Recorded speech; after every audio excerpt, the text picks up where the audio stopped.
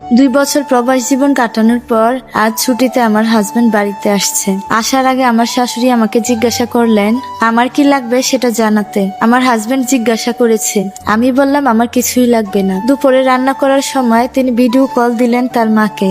পাশেই বসেছিলাম তখন। তিনি জোরে জোরে বলতে লাগলেন, মা কারো কোনো কিছু লাগলে বলতে বলো, সবকিছু প্যাকিং করতে হবে, পরে বললে কিন্তু আর কোনো কিছু প্যাকিং করার সময় পাবো না। তখন আমি মজা করে বললাম, আপনি সুস্থ মতো ফিরে আসলেই হবে, আমার কিছুই লাগবে না। উনি এবং আমার শাশুড়ি আমার মুখে এরকম কথা শুনে ওরা থমকে গেল। আমি এই কথা বলেই আমার রুমে আমি এক দৌড়ে চলে আসি। 2 দিন পর উনি বাসায় আসবে। আমি ওনার রুমটা সুন্দর করে পরিষ্কার করে গুছিয়ে দিয়ে চাদর বিছিয়ে দেই। ওনার ছোট ভাই ওনাকে এয়ারপোর্টে আনতে গেলেন। আমি সুন্দর করে সেজে গুজে বসে আছি ওনার আসার অপেক্ষায়। অবশেষে তিনি ঘরে আসলেন। ওনাকে দেখে আমার বুকটা কেঁপে উঠলো।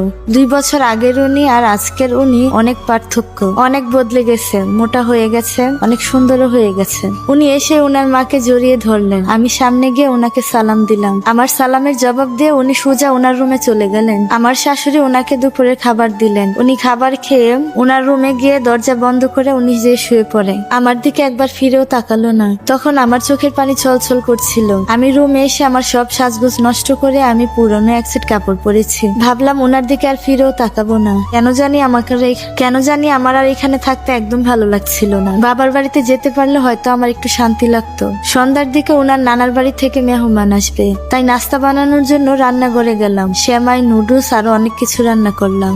ওনারা আসলে তখন ফলমূল কেটে দিব। রান্না করতে করতে মাগরিবের আজানটা দিয়ে দিল। ওনারাও চলে আসলেন। আসার সাথে সাথে আমি আর ওনাদের সামনে গেলাম না। রান্নাঘর থেকে আমি সবকিছু রেডি করে দিচ্ছিলাম। শাশুড়ি এগুলো সামনে নিয়ে আপ্যায়ন করছিল। ওনাদের সাথে সম্পর্কটা আমার তেমন একটা ভালো না, তাই দূরত্বটাও আছে বটে। রাতে ওনারা থাকবে, তাই রাতের রান্নাটাও বসিয়ে দিলাম। শাশুড়ি মা বললেন, রাতের রান্নাটা তোমার করতে হবে না, তুমি রুমে যাও। রুমে গিয়েই বা কি করবো, উনি তো ঘুমাচ্ছে, তাই রাতের রান্নাটাও কমপ্লিট করলাম। রাত 9টার সময় আমার স্বামী ঘুম থেকে উঠলেন। তারপর তার নানার বাড়ির লোকদের সাথে কৌশল বিনিময় করলেন। রাতের খাবারটা সে তাদের সাথে একসাথে খেয়ে নিল। আমার আর রাতের খাবার খেতে ভালো লাগছিল না, তাই শাশুড়ি মাকে বললাম রাতের খাবারটা আমি রান্নাঘরে বসেই খেয়ে নিয়েছি।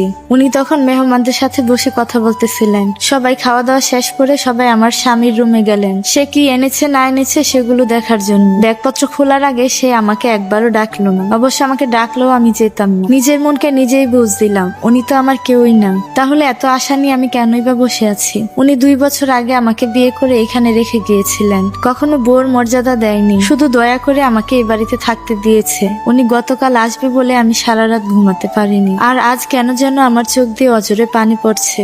তারপর অনেক কান্নাকাটি করেছিলাম। কান্নাকাটি করার পর একটু শান্তি লাগছিল। কান্না করার পর শান্তির একটা ঘুম দিলাম।